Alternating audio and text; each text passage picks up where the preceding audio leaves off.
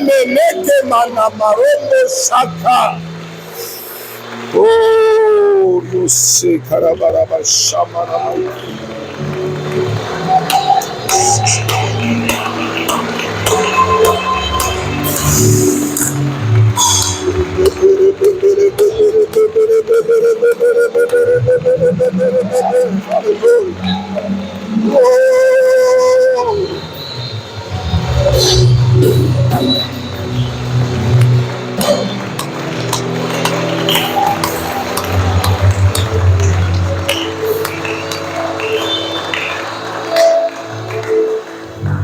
Amen. Qui sent la présence de Dieu en ce lieu? Gloire à Dieu. Je suis amoureux de la présence de Dieu. Je suis amoureux de la présence de Dieu. Il n'y a pas mieux que ça. Il n'y a pas mieux que ça. Alléluia. Nous bénissons le Seigneur pour sa fidélité. Parce que sa présence, quand elle est là, c'est pour nous faire du bien. Et je sais qu'il va faire du bien à quelqu'un. C'est la raison pour laquelle il t'a ramené en ce lieu. Alléluia. Gloire à Dieu. Nous bénissons le Seigneur. Soyez bénis. Nous sommes vraiment introduits dans sa présence et nous l'avons élevé. Et nous allons prendre nos Bibles avant de nous rasseoir pour passer à la parole. Que Dieu vous bénisse. Et nous allons lire des portions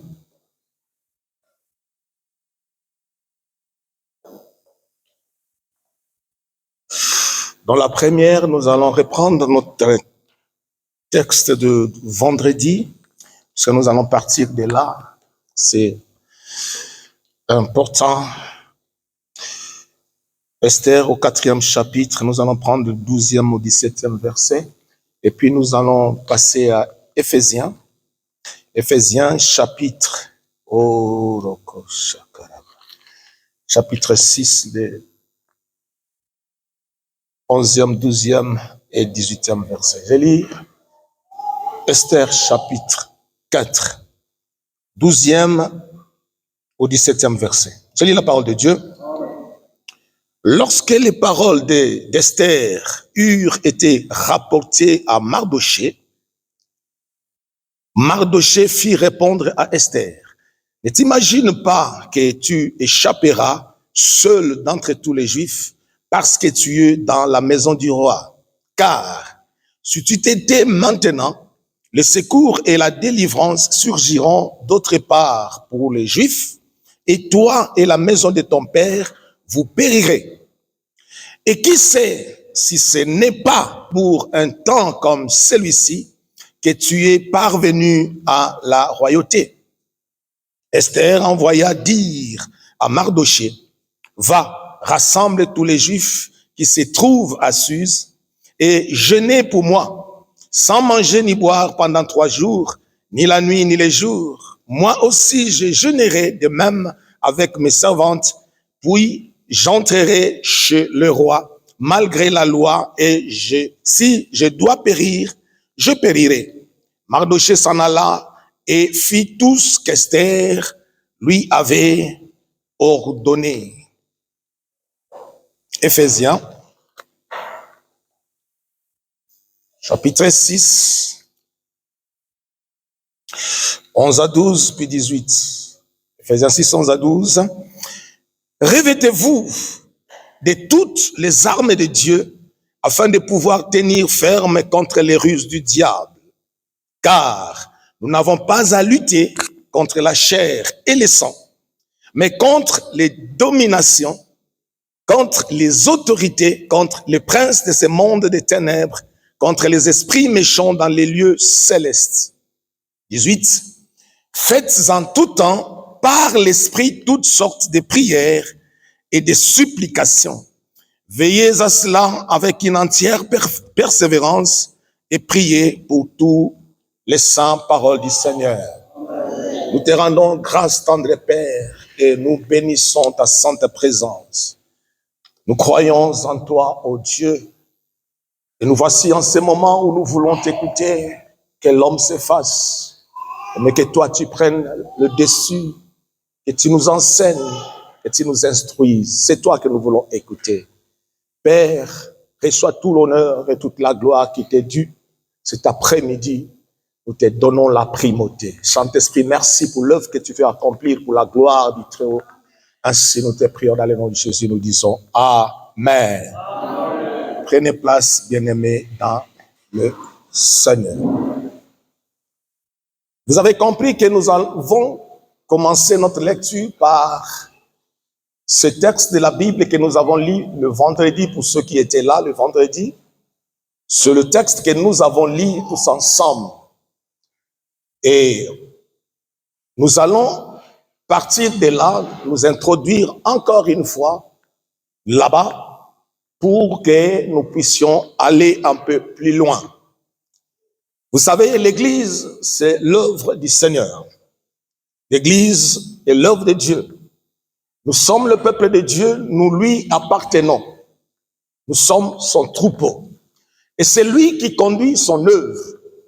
C'est lui qui sonde le cœur et le rein, qui connaît toutes choses, qui connaît nos désirs, qui connaît nos besoins, nos attentes. C'est lui aussi qui connaît nos faiblesses. C'est lui aussi étant, n'est-ce pas, le suprême des suprêmes. C'est lui qui contrôle, qui gère les naturels et les surnaturels, les visibles comme les invisibles. C'est lui qui connaît ceux qui sont cachés, les choses cachées. De tous les côtés, c'est lui qui nous a donné ces messages auxquels je me plie. Alléluia. Et donc, le vendredi, nous avons commencé ce message. C'est un message que j'ai reçu pendant la prière. Et hier, pendant que j'ai prié pour le culte de cet après-midi, le Seigneur me ramène encore dans ce même message. Je ne sais pas pour quelqu'un, ça sera un rappel, mais le rappel a toujours été pour nous, n'est-ce pas, une bénédiction? N'est-ce pas qu'on dit quelque part que la répétition est la mère des sciences? C'est-à-dire, quelque chose qui se répète, nous avons plus de chances, n'est-ce pas, de les garder, de le recevoir et de les conserver. Et là, pour eux, ça sera une répétition, mais une répétition qui va le faire du bien. Mais pour d'autres, ça sera l'occasion d'écouter la pensée de Dieu cet après-midi. Et après quoi, tous ensemble, nous allons prier. Alléluia. Nous avons dit que nous allons mettre maintenant le pied sur l'accélérateur et nous allons accélérer dans la prière. Alléluia. Il est temps de monter dans la prière.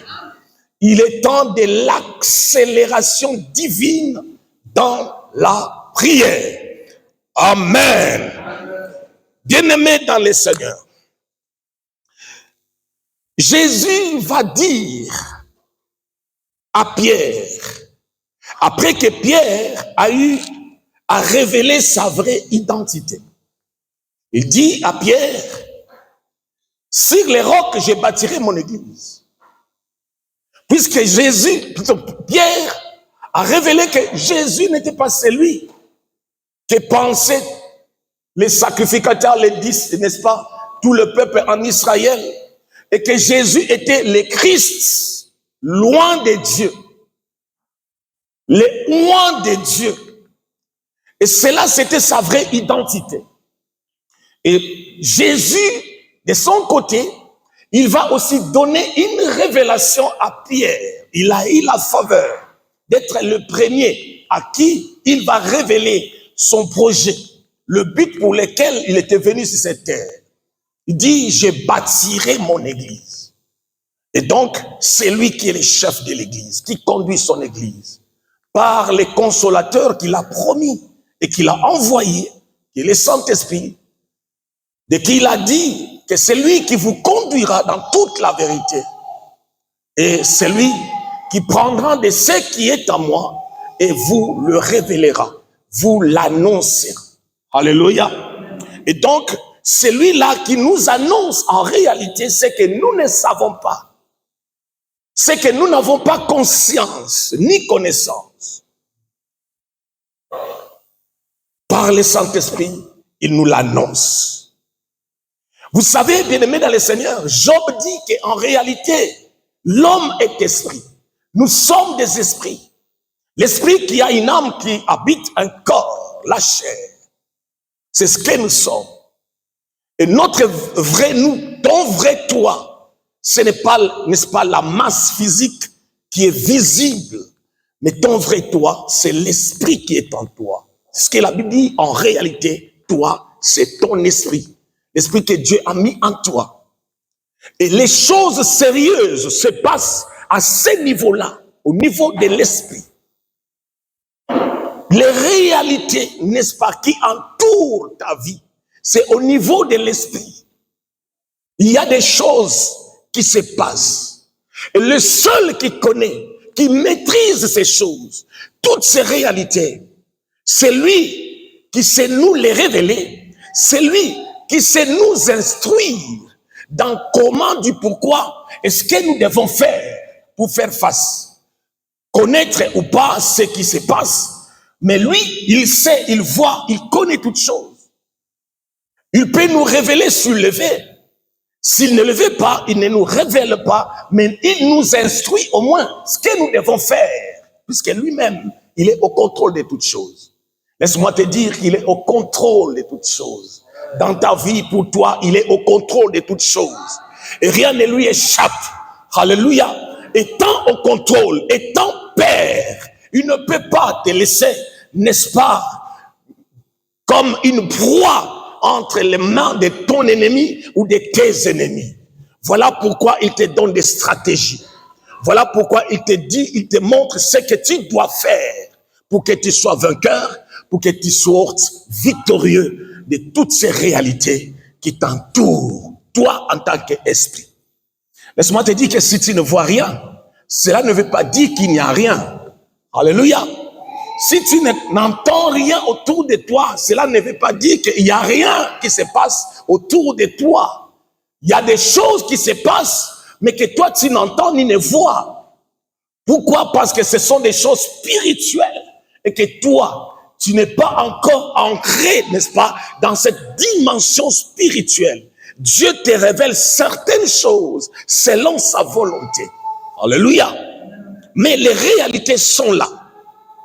Lesquelles réalités, bien-aimées dans le Seigneur? Que si lui ne vient pas à notre aide, si lui ne vient pas s'associer à nous pour faire face à cela, bien-aimés dans le Seigneur, il n'y a pas victoire, il n'y a pas solution, il n'y a rien, puisque sans lui, nous ne pouvons rien faire. Sans l'Éternel, nous sommes une proie pour l'ennemi. Sans l'Éternel, sans Jésus, celui qui n'a pas Jésus, c'est comme une proie que l'ennemi va broyer quand il veut. Écoutez ce qu'il va dire, n'est-ce pas, à Pierre, Simon. Pendant qu'il était avec lui, il va lui révéler quelque chose que Simon, Pierre, ne maîtrisait pas. Et pourtant, il était appelé disciple auprès du Maître, auprès du Seigneur. C'est Jésus qui va lui révéler. Simon, Simon, Satan, l'ennemi, t'a réclamé pour te cribler comme du froment. Simon était ébahi. Simon ne comprenait rien. Or, c'était des réalités, des choses qui se passaient de l'autre côté, que lui ne voyait pas, que lui n'a rien entendu, mais c'est le Maître qui va lui révéler que Satan t'a réclamé. Simon, non seulement pour te faire bisous de coucou, mais c'est pour te cribler comme du froment. Mais Simon n'avait rien fait. Ceci veut dire, ne dis pas que non, moi j'aime pas ce problème-là, je veux rien savoir, je veux rien connaître, puisque je veux être tranquille. Tu veux être tranquille pour ne pas connaître ces choses. Bien-aimé dans le Seigneur, ça arrange le diable comme si tu ne le savais pas. Alléluia. Tout ce que le diable cherche, que tu restes ignorant de toutes ces réalités spirituelles. Ça, c'est ce que le diable aime et il veut ça. Alléluia. Il veut que tu restes ignorant de ces choses. Il veut que tu puisses mépriser ces choses. Ah, ces choses-là, c'est pour les gens qui exagèrent. Ces choses-là, c'est pour les gens, c'est pour ceci, c'est pour cela. Tu peux les qualifier. Tu peux dire de ces choses comme tu veux. Mais c'est une réalité inévitable. En tant qu'humain, en tant qu'existant sur cette terre, c'est une réalité que tu ne peux pas te dédouaner. Alléluia. Le Seigneur nous a dit, nous sommes dans ce monde, mais nous ne sommes pas de ce monde.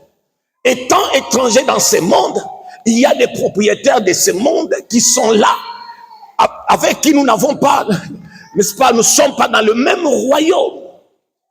Nous sommes dans des royaumes antagonistes, des royaumes qui s'opposent, des royaumes adverses, là où il y a guerre de génération en génération. Alléluia. Il y a un autre royaume qui est le royaume des ténèbres et de l'autre côté des lumières auquel nous nous trouvons. Et l'autre des ténèbres, tout ce qu'il veut, c'est détruire ceux qui sont de l'autre côté, c'est-à-dire de notre côté, les royaumes de la lumière. Pourquoi? Parce qu'il nous a tirés des ténèbres, de ces royaumes-là, pour nous amener à lui, au royaume de la lumière. Et cette adversité, cette colère spirituelle lui ronge encore les cœurs jusqu'à ce jour, cherchant toujours soit à te récupérer, soit à te détruire. Mais laisse-moi te dire, même s'il te récupère, ne dis pas qu'il m'a récupéré, maintenant je reste gentil, je reste sans problème, tout ça. Donc, il finira par te détruire. Puisque lui, c'est ça, sa mission, détruire. Et c'est un méchant. C'est un régleur de comptes que tu n'as jamais connu. Alléluia. Alléluia. J'aimerais bien aimer dans le Seigneur que nous puissions comprendre cette pensée de Dieu de cet après-midi. C'est après cela que tu vas comprendre, après avoir compris ces choses, que tu vas prendre position, une attitude adéquate pour t'élever. Alléluia. C'est très important, ces choses, que tu puisses les savoir. Nous avons dit que le peuple d'Israël était dans les royaumes d'Assyrie. Dans ces royaumes d'Assyrie, le peuple était là bien établi, tranquille. Ils ont vécu longtemps dans ces royaumes. Ils travaillaient, ils mangeaient, ils faisaient toutes choses. Tout s'est passé très bien. Il n'y avait aucun problème et il n'y avait rien à signaler. Jusqu'à ces jours où Mardoché, par la grâce de Dieu, a été révélé. Il va apprendre qu'il y a un complot, n'est-ce pas, qui s'est tramé de l'autre côté, conçu, amené par Aman contre tout le peuple d'Israël.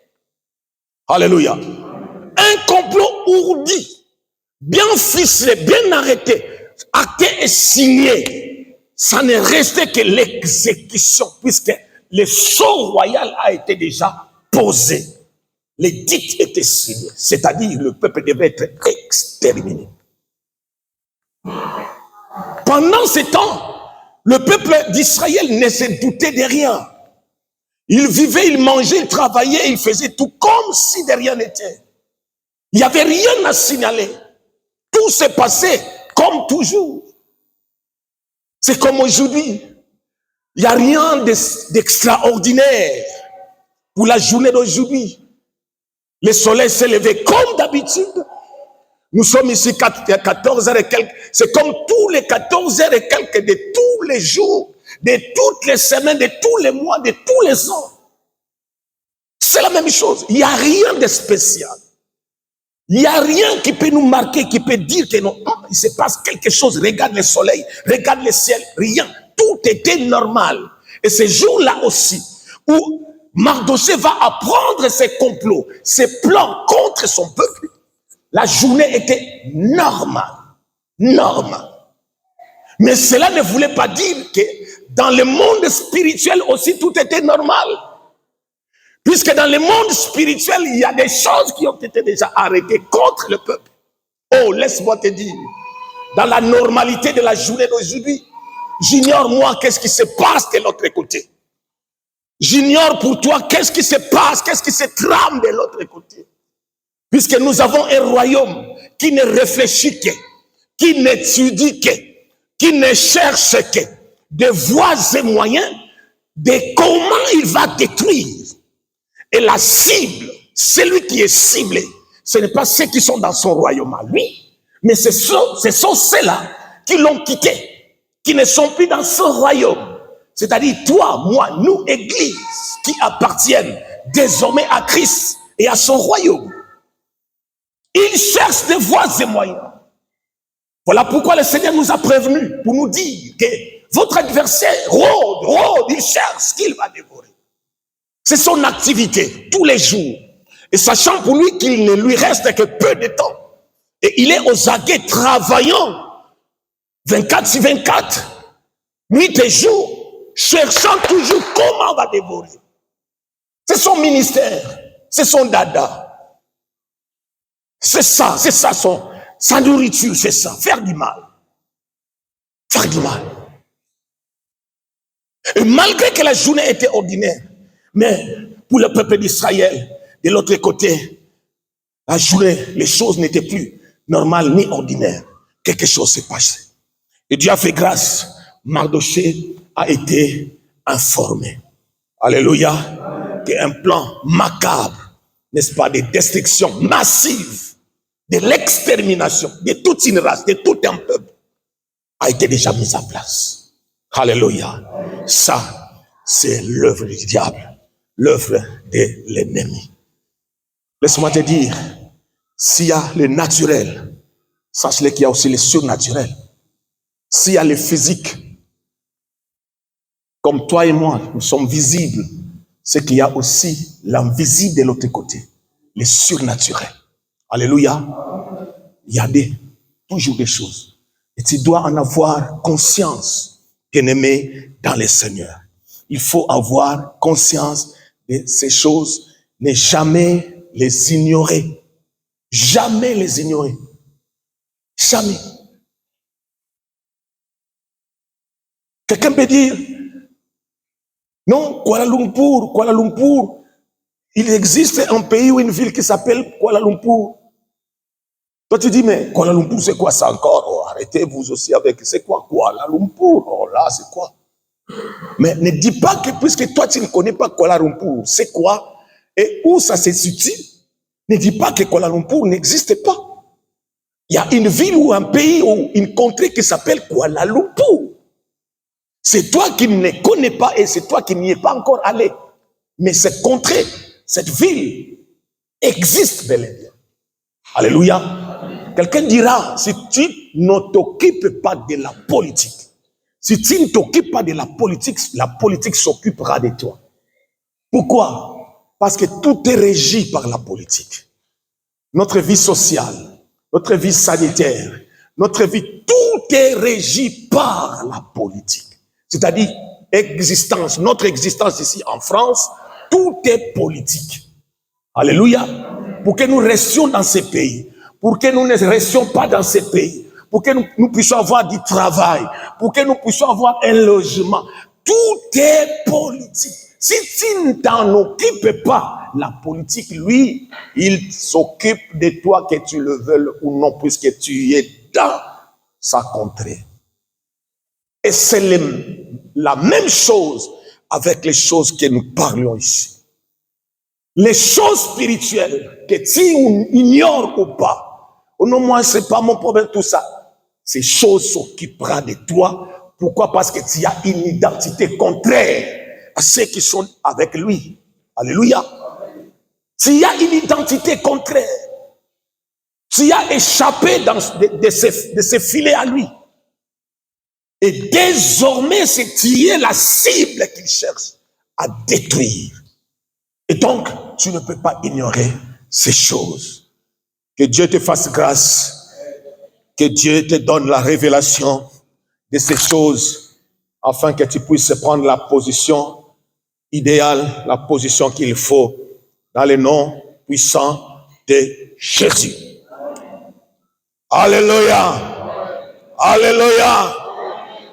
Alors, bien-aimés dans le Seigneur, nous sommes appelés en tant qu'enfants de Dieu, après s'être informés de toutes ces choses, de toutes ces réalités, à ne plus croiser les bras, croiser les pieds, mais à nous lever, prenant la position qu'il faut pour commencer à agir.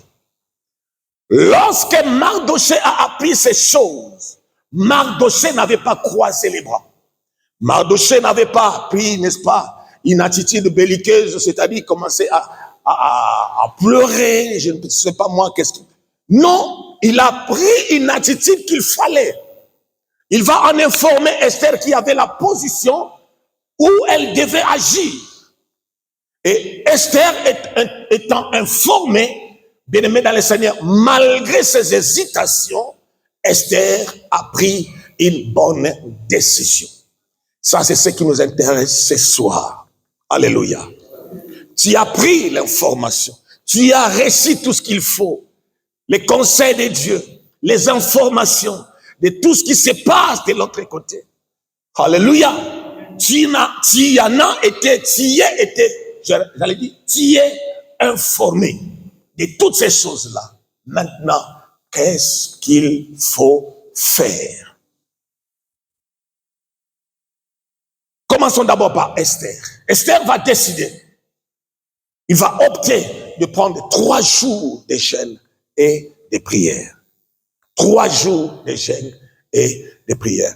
Vous savez, il y a certains cas, certaines situations, certains problèmes où ça demande, bien-aimé dans le Seigneur, que tu prennes des bonnes résolutions. Il y a des choses qui peuvent se terminer par la prière. Tu fais une prière, même la louange et l'adoration. La louange et l'adoration, il y a des choses qui se résolvent. Il y a des situations qui prennent des solutions. Alléluia.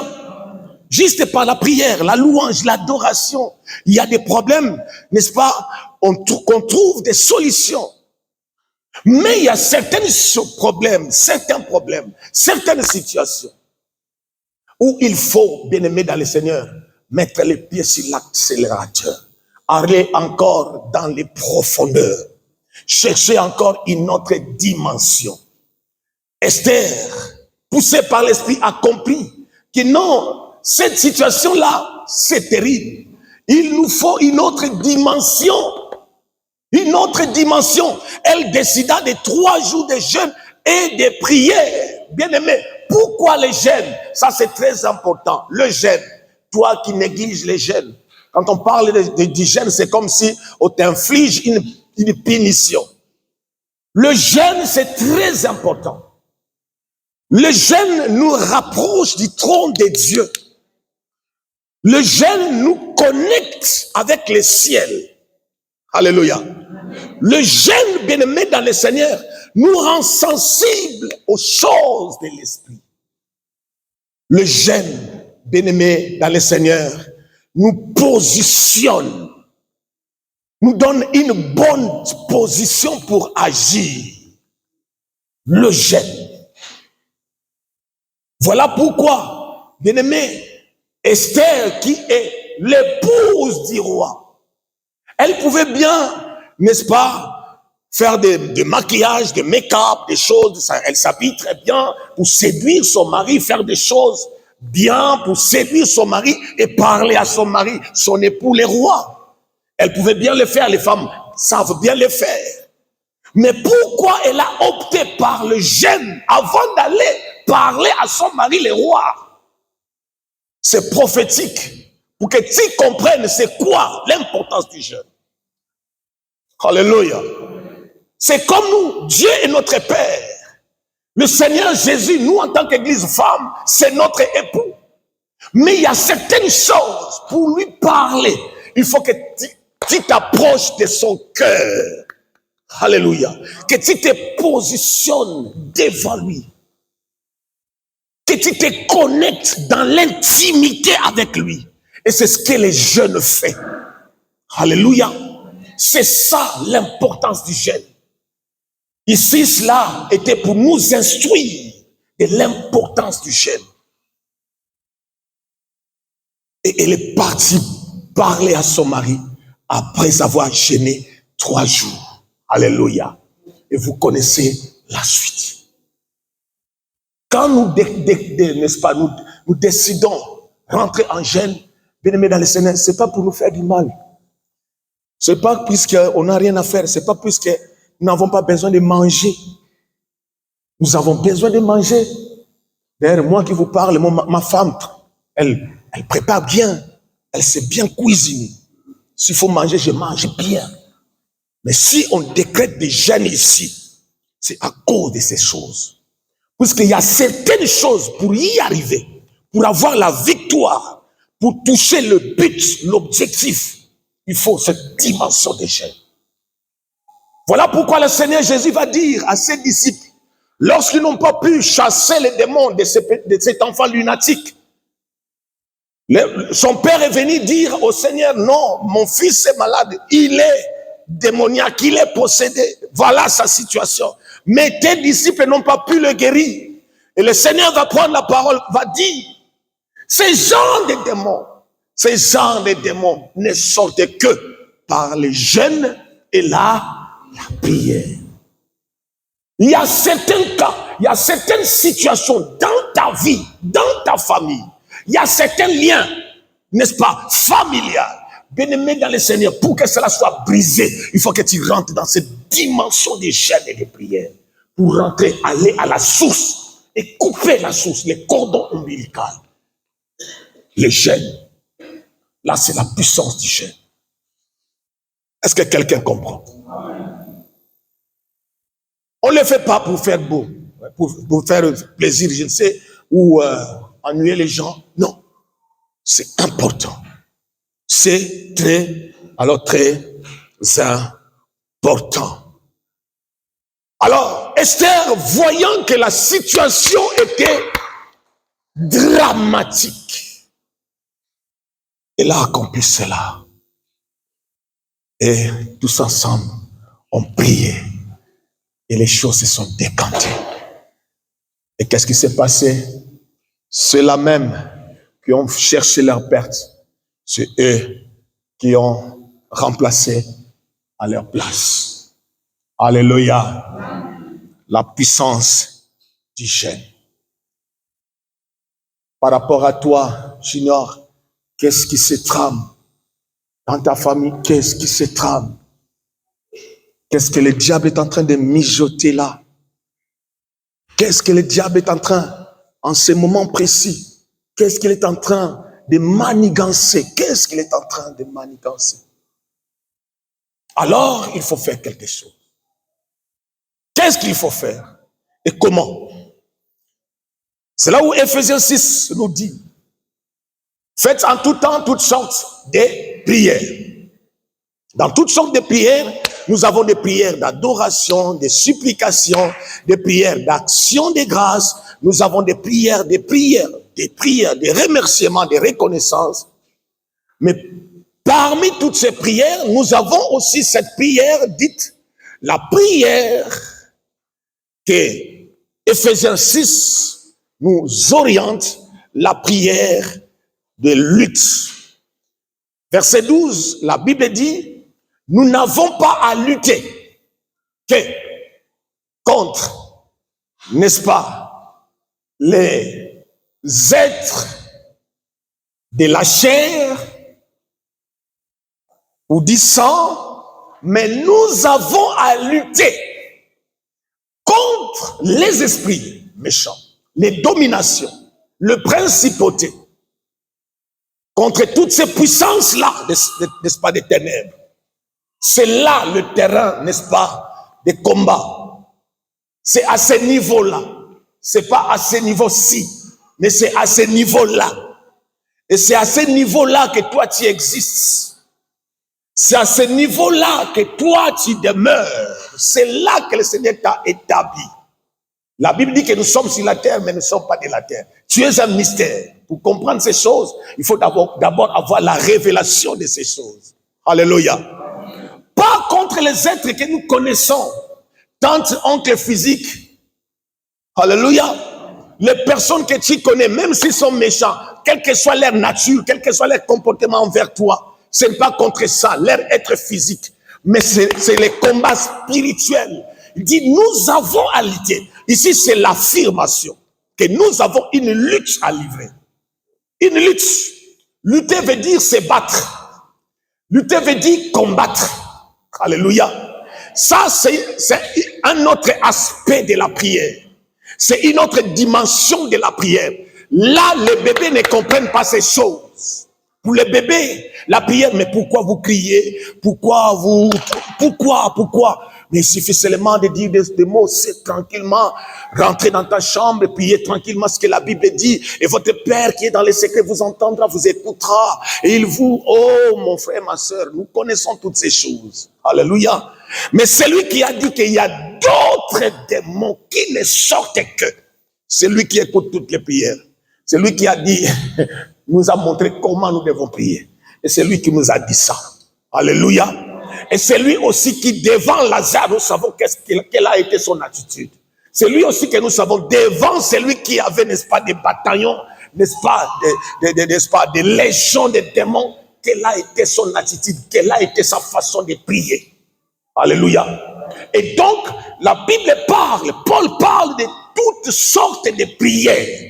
Et ne te limite pas qu'à une seule sorte de prière, mais utilise toutes sortes de prières. Pour cet après-midi, la prière qui nous intéresse, c'est la prière de Éphésiens chapitre 6, verset 12. Nous avons à lutter. Et c'est ce qui nous intéresse. Nous sommes dans cette période, en ces temps dans lesquels nous sommes, c'est la prière qui nous intéresse. La lutte contre. Puisque nous savons que de l'autre côté, il y a des plans, il y a des stratégies qui sont mises en place pour nous détruire, pour nous arrêter, pour nous empêcher d'aller, de rentrer dans notre destinée prophétique, pour empêcher tes enfants à toi d'évoluer, de rentrer dans leur, n'est-ce pas, destinée, pour empêcher, n'est-ce pas, le plan de Dieu de s'accomplir dans ta vie. Le diable a un seul souci. Changer le plan de Dieu dans ta vie en son plan à lui destructeur. Te détruire. Alléluia. Et c'est en ce temps-là que nous sommes. Et en ce temps-là, nous avons besoin de cette prière. Voilà pourquoi nous avons dit que ce temps, c'est le temps de la prière. Voilà pourquoi nous avons dit que nous allons mettre de l'accélérateur. Et s'il est faux, nous allons prendre aussi le temps de jeûne pour rentrer dans cette dimension, pour déboulonner l'ennemi. Partout où il se trouve, arrêter tous ses plans. Alléluia. Toutes ces structures qu'il a mises en place, toute cette programmation qu'il a mise en place, bien aimé dans le Seigneur, tu as reçu de Dieu le pouvoir de tout démanteler, de tout détruire, de tout ruiner. Alléluia. Et nous ne combattons pas seuls. Nous combattons avec celui qui les a déjà vaincus sur la croix de Golgotha. Alléluia.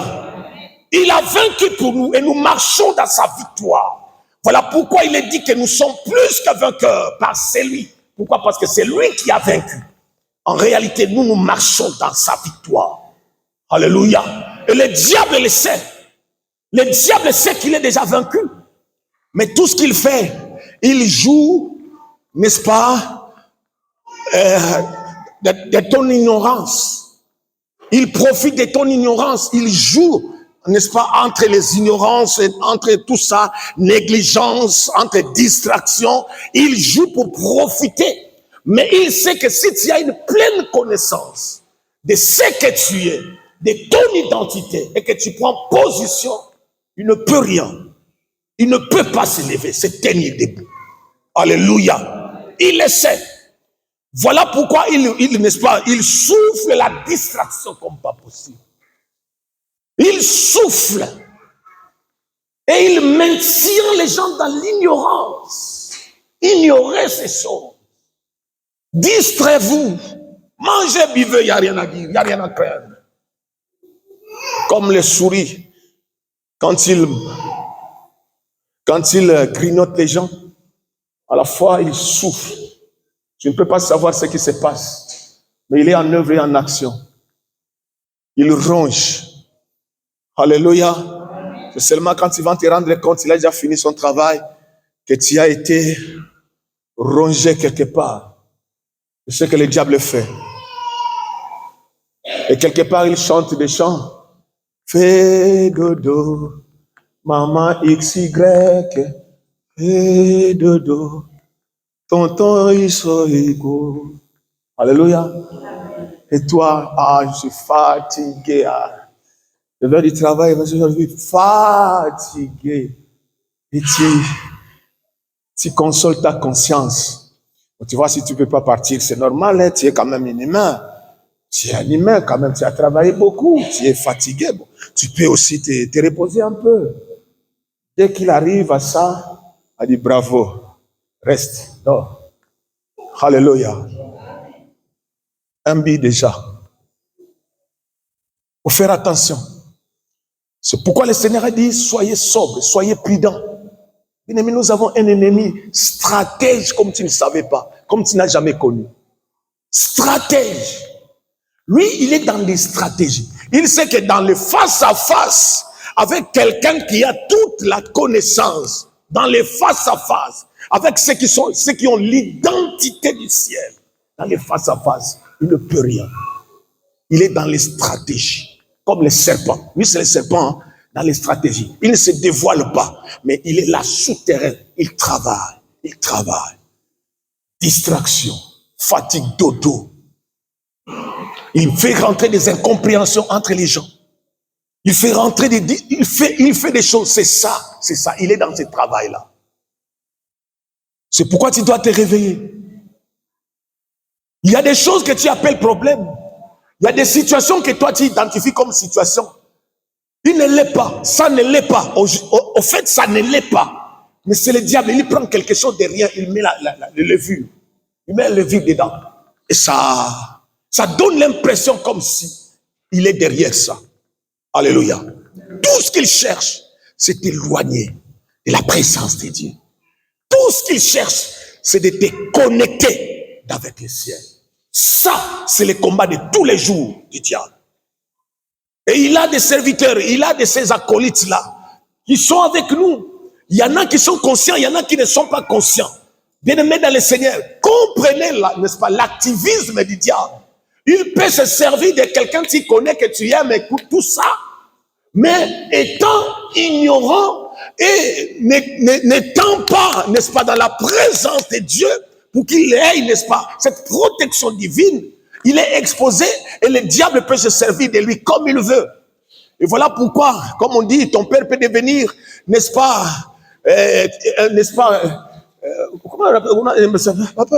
comment, Satana, voyez, ce n'est pas elle au juste, mais c'est puisqu'elle a laissé une porte ouverte. C'est puisqu'il a laissé une porte ouverte. Ça peut être un enfant, ça peut être un père, une mère, ça peut être un collègue, une amie, je ne sais pas moi. Ça peut être. Mais aussi longtemps que les stratèges travaillent, il va chercher autour de toi par quelle voie entrer. C'est pourquoi le Seigneur a dit qu'il faut être prudent comme le serpent. Le seul objectif, c'est de t'éloigner de la présence de Dieu. C'est de t'éloigner de Dieu. C'est de te déconnecter avec le ciel. Et là, il peut accomplir ses desseins. Cet après-midi, bien-aimé dans le Seigneur, je prie Dieu que tu ne tombes plus dans ces pièges de l'ennemi. Et que le Seigneur t'épargne. Que le Seigneur t'épargne. Alléluia. Nous avons à lutter. La lutte, bien-aimé dans le Seigneur, ce n'est pas une utopie. Ce n'est pas une utopie. Ce n'est pas des blabla. Il y a la lutte. Tu as à lutter.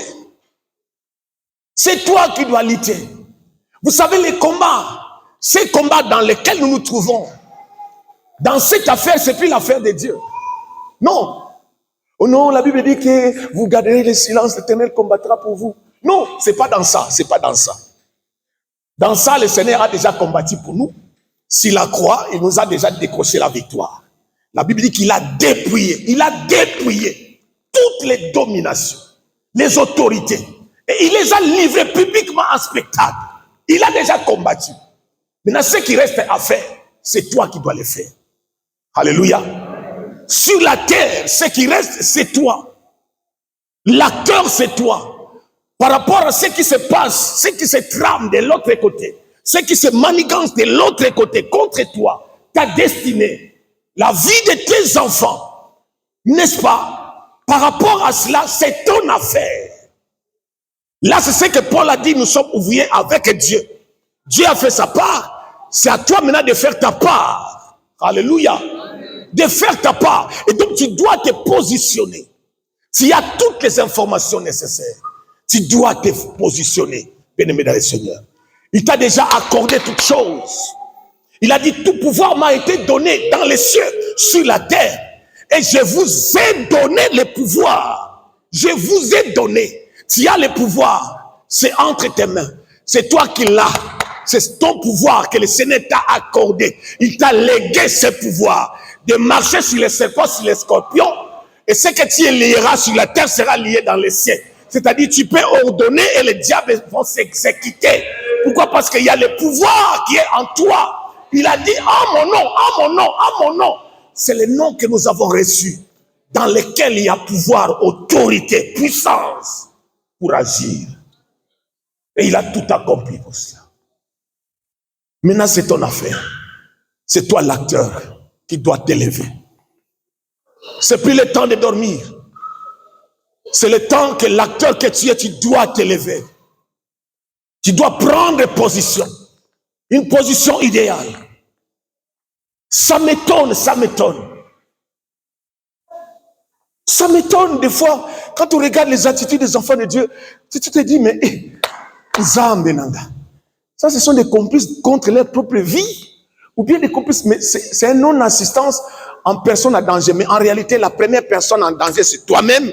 Mais tu ne te rends même pas compte que tu es la première personne à être en danger, puisque de l'autre côté, n'est-ce pas, les complots du diable, tout ce complot-là qui se manigance, qui se trame, la première cible, c'est toi avant ta famille. De la même manière que le Seigneur a dit, crois au Seigneur Jésus, tu seras sauvé, toi et ta famille. Il sait que par toi, ta famille sera sauvée. Et pour détruire la famille, il va déjà aussi commencer par te détruire. C'est pourquoi il te maîtrise déjà toi. Il te maîtrise déjà toi dans tout ce que nous connaissons là. Pour que toi d'abord tu sois détruit et puis ta famille avec. Alléluia. Ta famille avec. Je suis venu dire à quelqu'un ici ce matin. Il y a des choses qui se passent que tu ne maîtrises pas. Je ne sais pas pourquoi le Seigneur a voulu que j'insiste dans ce message. Il y a des choses qui se passent. Moi, j'ignore. Mon souhait qu'il n'y ait pas de choses contre ta vie. Mais le Seigneur m'a dit d'avertir, de dire à une personne, tu ne sais pas ce qui se passe. Cette parole, ce questionnement de Mardoché à Esther, elle est ta parole, ta question cet après-midi.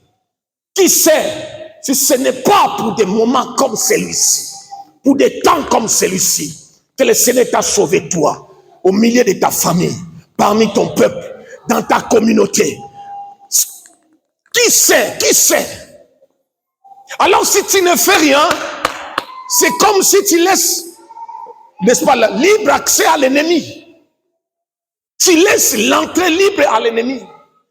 C'est une autorisation tacite. C'est comme si tu deviens un consignateur, n'est-ce pas, comme nous l'avons dit vendredi, de l'édit du roi qui stipule que toute ta famille sera détruite. Qui stipule que toi là tu ne seras pas ceci, tu n'arriveras pas où ça. Qui stipule que dans ta famille il n'y aura plus ça, il n'y aura plus ça. Qui stipule que dans ta famille, il y aura que ces maladies, ceci et cela, ces malédictions vont continuer. Qui stipule. Tu n'agis pas, tu te tais. C'est comme si tu deviens complice de ces choses et qui vont s'exécuter, qui vont s'accomplir les unes après les autres. Devant toi, tu vas voir cela s'accomplir et tu vas crier, ça sera trop tard. Avant qu'il ne soit trop tard, Je suis comme Noël ces jours-là, Noé ces jours-là, criant. Le déluge arrive. Rentrez dans l'arche. Rentrez. Qui sont ceux-là qui ont crié? Mais il a crié quand même. Moi, j'ai crié quand même. J'ai crié quand même. Et je crois que quelqu'un a saisi. Quelqu'un a entendu cette voix. Qui a crié. Quelqu'un a compris la portée de ces cris. Et quelqu'un va s'élever. Et il va agir. Et je crois que cette personne, c'est toi. Que Dieu bénisse sa parole. Et que Dieu te bénisse.